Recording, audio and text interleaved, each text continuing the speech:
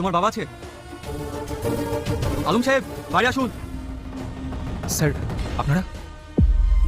আপনি আলম তো? হ্যাঁ স্যার। আপনার নামে ওয়ারেন্ট আছে, থানায় চলুন। মানে স্যার, থানায় চলুন, ওখানে গিয়ে কথা হবে। না স্যার, আমার বাবাকে নিয়ে যাবেন না। আমার বাবা নির্দোষ। দোষ না নির্দোষ সেটা আদালতে প্রমাণ করবে। আমি আপনার ভাই ধরে বলছি, আমার বাবাকে ছেড়ে দেন। যত টাকা লাগে আমি দেবো। আমার বাবা খুন করেনি। আমার বাবাকে ছেড়ে দেন। বাবা খুব টাকা, তাই না? এই, নিয়ে চলো কে।